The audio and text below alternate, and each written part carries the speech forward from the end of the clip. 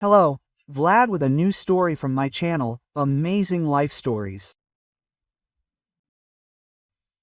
Let me lift you up. The patient smiled gratefully at Tatiana. Thank you, I'm so tired of looking at the ceiling. Maybe it would be better to sit you up? Oh, no, thank you. This is very difficult for me. I have no strength left. Well, at least this. Tanya lifted the young woman and put another pillow behind her back. She smiled weakly. What's your name? I'm Tatiana, and I know you, Rima. Tanya really liked this woman, and she felt sorry for her. Not only because she was sick, and not only because she was getting worse, but also because her husband was a real bastard. A couple of times, Tatiana was walking home from work and saw her husband arrive. Both times he was not alone. With him was a young woman who kissed him passionately as he got out of the car. And it was not a friendly kiss. Rima had some rare disease. The doctors, of course, tried their best, but there was a feeling in the air that they simply didn't know what to do. Not these doctors in particular, but doctors in general tried one thing after another, but Rima didn't get any better. She herself said that she had had similar flare-ups a couple of times before, but then she had fought it off, and this time, apparently, it wouldn't work. Tanya turned at the creak of the door. Rima's husband entered the room. The young woman simply blossomed into a smile. Tatiana felt disgusted. Now he would pretend to be the most perfect man, loving, caring. She left the room so as not to disturb her. 2 hours later, she popped in again. Can I clean up? Rima smiled. Of course, Tanya, I'm getting bored. Tanya was dusting. Tanya, why are you working as a nurse? She chuckled. I didn't get an education. So I have to work wherever they hire me. Why didn't you study? Well, how can you study? I left the orphanage, looked around and realized that if I didn't work, I could just kick the bucket. While I was living at home, of course, I had all sorts of dreams and plans, but then I came face to face with reality. No, nothing will work out. I can't give up. Oh, I could have done so much more, but apparently it's not meant to be. Why are you doing this? Everything will work out. No, Tanya, I can feel it myself. Some doctor came by. They're testing medications. He offered to take part. I asked what the chances were. He said, we'll know after the treatment. And you refused? Yes. I don't want to become disabled. And so? Oh, Tanya, I don't know. What if something goes wrong? Then I'll just die, and then, maybe, I'll remain a vegetable. Tanya looked at her carefully. But you have to cling to any chance. You know, I also had so many plans for my life. I met Pasha. Love at first sight. He's such a nice guy. Dad helped me start the business. I'm married, after all, so we both signed everything over. Although Dad was against it. Then he died, and everything fell apart. I also inherited my father's business. Pasha helps out, of course, but he's a bit frivolous. And he lacks an education. We even argued sometimes because Pasha loves to spend recklessly. He doesn't understand why, if you have money, you can't just blow it all at once. The next day, Rima's husband was already at her place in the morning. Tanya was doing a spring cleaning. She had to go over the most important things, so she couldn't leave. She tried not to make any noise, not to make a fuss, and generally try to remain unnoticed. Rima, I remember you used to yell at me about the money. And you know, I've decided to deed my share of the business. Well, maybe this will make you feel better, and you'll get better. Rima smiled and patted her husband's hand. Pash, why? Pavel jumped up anyway. Don't you dare say anything like that. You'll get up and run your own business. You need to sign here that you accept everything. Rima even burst into tears. What a wonderful Pashka she has. And this way you'll know you have a lot to do, and you'll definitely get better. Tanya was wiping down the machines. It just so happened, quite by chance, of course, that she quickly ran her eyes over the sheet of paper. Her hair stood on end. It really was a deed of gift. Only not from Pavel to Rim. On the contrary. Her husband took out a pen, reached for the papers, and Tanya poured water from the bucket right on them. What are you doing? Oh, I'm sorry, please, I'll clean everything up now. Tanya grabbed the papers, but they were soaking wet. Oh, I'm sorry, they've completely fallen apart. Tanya was almost crying. Rima looked at her in surprise. The girl had never been known for her clumsiness. Pasha was tearing metal. Pash, calm down, forgive her, and Tanya is a good girl. Go, if it's so important to you, print it out again, and I'll sign everything. Now, please, don't swear. Pavel kissed his wife's hand and ran out the door. Rima looked closely at the nurse. And what was that, Tanya? She pulled some papers out of the trash bag.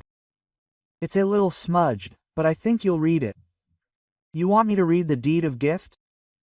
And what's so interesting about it? Rima carefully took the wet papers and began to read. And after a few seconds, her face turned to stone. So that's how it is. But I don't understand.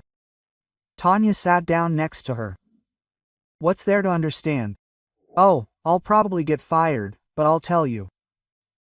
Your husband always comes over with some young woman. Oh, and they make out in the car. And he decided to just abandon you, leave you with nothing. Rima put the papers aside, her head spinning. Tanchka, please call the doctor, I'll invite you later. Okay. Tatiana went out and called the doctor. She didn't know what was going on behind the doors, but half an hour later Rima was transferred to the isolation ward. A place where outsiders are forbidden to enter. Tanya heard her husband arguing with the doctor, but he was adamant. No one is allowed into the isolation ward. That's what it's for. And why did she end up there? An hour ago she was just in the ward. Your wife signed an agreement for a drug trial. What? Pavel was confused. Why? Why do people do such things? Just to try? So what? The chances are higher. Even we don't know that. The drug is completely new. It's being tested for the first time. And why the hell did you send her to this new drug without my consent? Your consent is not required. The patient's consent is enough. Sorry, I have to work. It's getting late. The doctor told Tanya. Tatiana, you're assigned to the isolation ward. The patient requested it. You can change in the isolation ward and come in at any time. As soon as Tanya was free, she went to see Rima. The young woman, still awake, smiled weakly. Look, Tanya, I decided to change at least something. What if everything works out, you know, it can't fail me. I don't forgive. Although sometimes there's nothing to forgive someone for, and yet you still can't forgive. Okay, that's what I'm talking about. Are you hiding here to avoid signing papers? You could say that. I made up my mind right after I read it. I decided I would fight. Of course, I had to ask the doctor to quickly arrange my transfer here, but you've changed somehow. Quote. Tanya looked thoughtfully at Rima.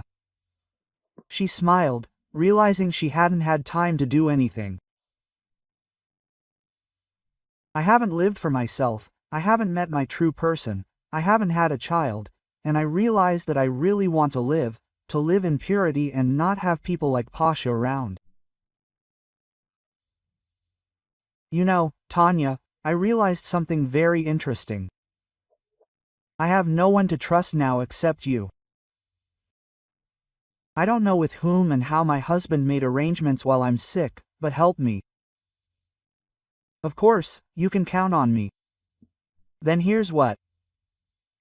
Tanya slowly walked home. Her head was full of information received from Rima. It all didn't fit, it was all mixed up, and Tanya was trying to somehow sort it all out into the little pieces of her head. Stop! She stopped abruptly. Pavel was standing in front of her. What did you want? I need to know why you poured water on the paper. It was an accident, really, an accident? I told you so. Well, I don't know if it's possible to be such a chicken. Do you want to make money? What should I do? First, I need information about what's going on with my wife. So you should see a doctor. I don't need information from a doctor, but from you. Secondly, you'll have to take those papers you ruined so she can sign them. And what if she doesn't want to? Well, that's where the most important and biggest bonus lies. Pavel pulled a wad of cash out of his pocket. It's an advance. If she signs everything, I'll pay you double. Tanya gasped. That's such a lot of money. You see, we can help each other. Can we even think about it? There's no time to think. Rimka might die from that new medicine, and then I'll have to run around. Tanya pretended to think about it. Okay, we can try. Pavel gave her some more instructions, shoved the papers into her hands, and left. Tanya smiled. No, she still needs to learn. That's how Rima managed to foresee all this.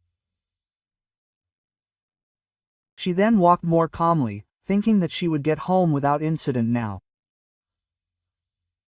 You, Tatiana? She stopped abruptly and cursed under her breath. There's no one around, just some guy blocking her path. And who are you? Please don't be scared, my name is Alexei. I'm an old friend of Rima's. Tell me, how is she? Well, why don't you find out at the hospital? The man sighed. Well, no one will tell me anything. I was there. And if Rima finds out, she'll be very upset. Why do they hate me? Tanya sat down on a bench. What kind of day is this today? And why does she hate you? We dated for a long time. We were supposed to get married, and then Pasha showed up. He basically made it sound like I cheated on Rima, and she never forgives anyone. After all, life can be so eventful. You know what, Alexei? I have nothing to tell you yet, and the doctors are unlikely to tell you anything. After all, the treatment has only just begun. Is that possible? Can I at least see you sometimes so you can tell me? Maybe you'll need my help with something. I'll leave you my business card. Rima seemed to be feeling better. She was keeping an eye on Tanya, who was tidying up the room. Tanya, what if it helps? Not suddenly, but definitely. Rima rolled her eyes. If I get up, the first thing I'll do is eat some tangerines. Tanya laughed. Tangerines?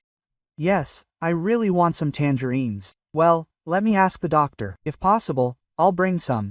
Come on. Tanya sat down on the bed. Listen, I haven't told you everything. It wasn't just your husband who was waiting for me yesterday. Yes. Who else? Alexei. Does that name mean anything to you?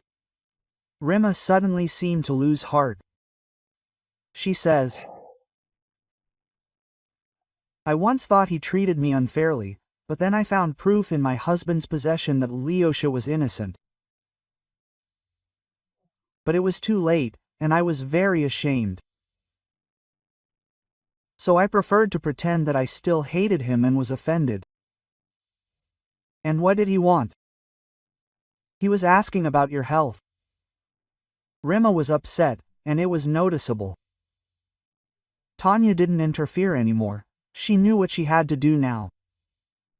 And the first thing she did after leaving the hospital, after her shift, was call Alexei. They sat for a long time in a small cafe. Tanya told him everything in detail. Alexei slammed his fist on the table. What a bastard. It was immediately clear he was a scoundrel. And Rima had always been sure that no matter what he did, it was all for her. I need to talk to her, I need to explain to her. I can help, and that Pashka will go somewhere else. Tanya knew she'd be fired if everything came to light, but so be it. She didn't want to be a nurse anymore anyway. She dreamed of studying, she wanted to become different. Like Rima. Rima turned her head. Tanyusha, why are you so late? Did something happen? Hello, Rima. She sat up in bed. Lyosha, where are you from? Go away. No, I'm not leaving until we talk. 6 months passed. Rim, Alexei, and Tatiana walked out of the courtroom. When Lyosha started digging through everything, as Rim called it, dirty laundry, the most she hoped for was that Pavel would simply back off. But Alexei got the case, found everyone Pavel owed money to. He proved that Rima's death was beneficial to him, just like his father-in-law's death. Well, let's celebrate at a cafe. Tanya shook her head. I can't, I have a date. What? Alexei and Rima stared at her. Well, that's it.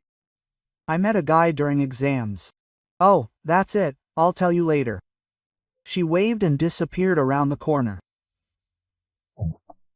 She hasn't changed at all. I've never seen a person change so much. She read through my entire library. She decided to study French on her own. And anyway, Rim, do you even realize that this is all you? Oh, come on. I just need to get everything done. If there's even the slightest chance to fix everything, let's go to a cafe. A year later, they had 2 weddings. If you like this story, please support me with a thumbs up button. It's just one click for you, but it means a lot to me. Thank you.